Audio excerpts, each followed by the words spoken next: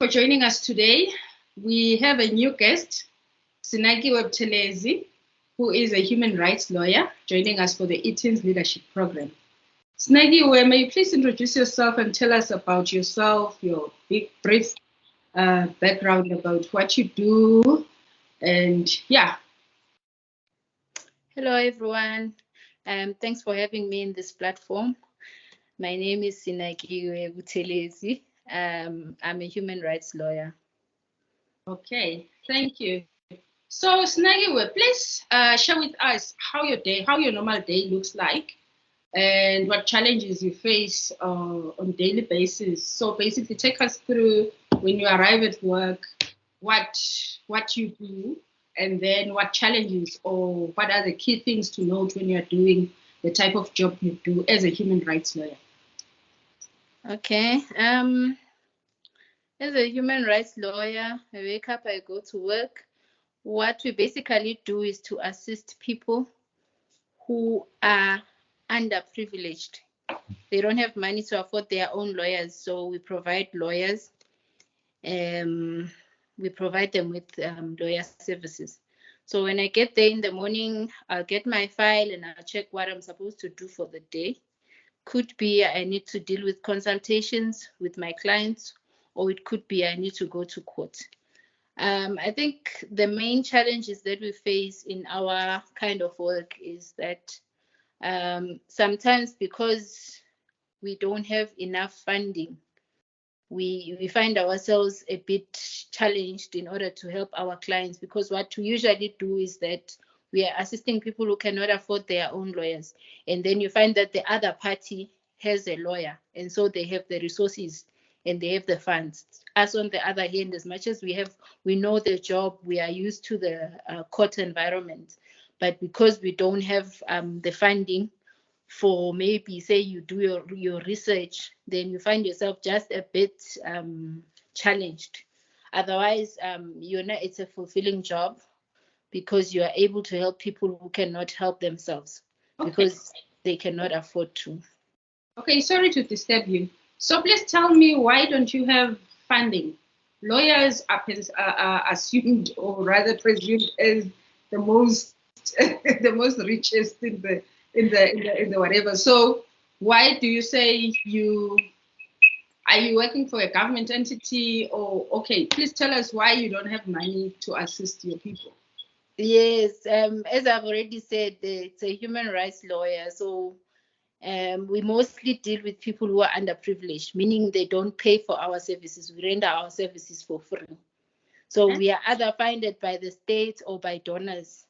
Okay. So yeah, then the challenge of the funding comes from there. Okay. So why is money a problem when it comes to, because you are competent to do your job? So why is money a problem then? What I would say is that we are competent to do our job, 100% competent, because we have the experience, we have the training, we have everything. But there are certain cases that you have to deal with that will require that maybe you have a researcher or a person who is going to work as an investigator, because some of these people will hide their stuff. Let's say maybe you are dealing with a case of a person who maybe took someone's car and then they would be hiding that car. If you would have funds, you would hire an investigator to go find where that car is. So you find that we don't have that. And so if we don't have that, we are unable to be able to assist the clients very well. Otherwise, for most of the stuff, we are able to assist. Court is free. We are able to go there. But just some of the challenges are that. Okay, thank you. So what do you enjoy most about your job? My job is quite fulfilling. As I said, you help the underprivileged. You find that you are helping people, maybe say with a domestic violence matter, the husband is moneyed, obviously, and then you find that the wife is not working. Those are the kind of people that we deal with. And then you find that the husband, because he's moneyed, he's going to be bullying the wife, and then you take him to court, maybe for maintenance or for domestic violence, or even for divorce, which are most cases that we deal with.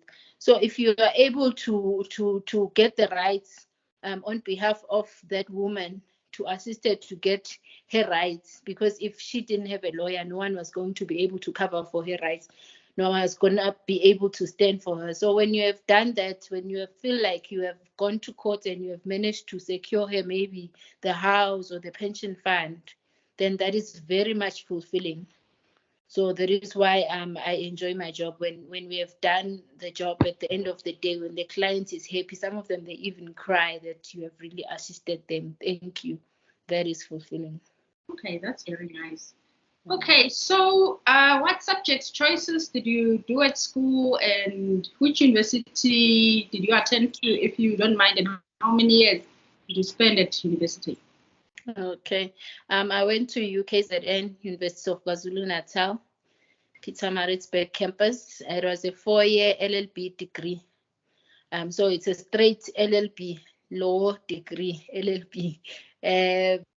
So yeah, I did that full time, and then after that, then you serve your articles. When you're serving your articles, it depends. I mean, law is very broad. When you are done, it's up to you where you want to go to. You can always choose to go to admin side, maybe become a legal advisor, or you go to courts, maybe you do maybe criminal law or civil law or tax. Law is quite broad. You just have to know what you want at the end of the day, and you take that route and you move with it. Okay, so we are working with teenagers here, and we will be talking about identity and accountability. Can you briefly encourage our teenagers about the topic? Identity and accountability. Hmm? Okay. Identity. I think identity is one of the most important things that you need to have as a person, especially when you go to varsity. I understand in high school there's quite a lot of things that are happening, and well, moving on from that, I think the challenge comes when you get to varsity. You need to definitely know who you are in order for you to make it through. There are too many temptations that you'll get when you get to varsity. There's just too many things there. If you are a party person, you can party. If there's just a lot. So you need to know yourself and know what you came here for and know your dream. I think having a vision is the one that will align you with your identity in order to be able to make it to what you want in life. Have a dream and know yourself and stick to the plan. Stick to the plan to get to where you want to get to, so that at the end of the day, you achieve what you want. Okay, and then on accountability, what can you tell us? I'm not sure on accountability. What do you mean? No, accountability, remember, for every push or for every action, there's a cause. So, okay. Accountability, obviously, like I've already said, if you have a dream and you have a vision, then you are supposed to know and stay the course. Because now, if you get yourself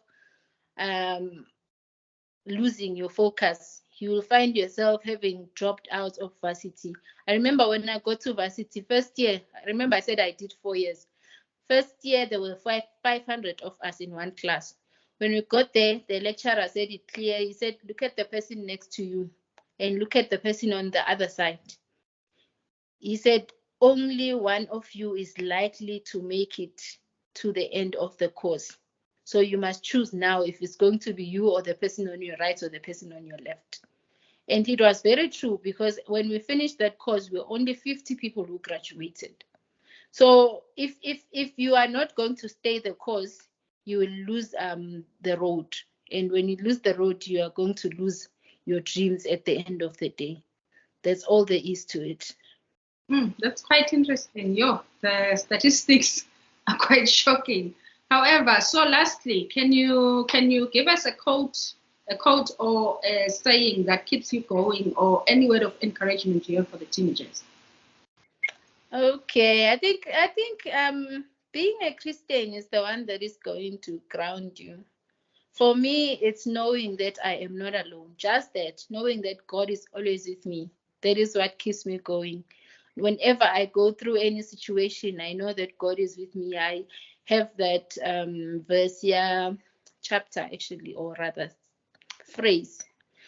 Psalms 23, the Lord is my shepherd. Even though I go through the valley of the shadow of death, I will fear no evil, for he is with me. So you need God to be with you, because life is not always going to be roses. Obviously, bad times they come, challenging times they come. But if you are not alone, then you are going to be able to make it through. Thank you so much. It was great talking to you. And I'm sure all the teenagers will be grateful and will be happy to have you as our guest. Thank you so much, Sinakiwe. All the best for your career. Thank you. Bye-bye. Thank you. Bye-bye.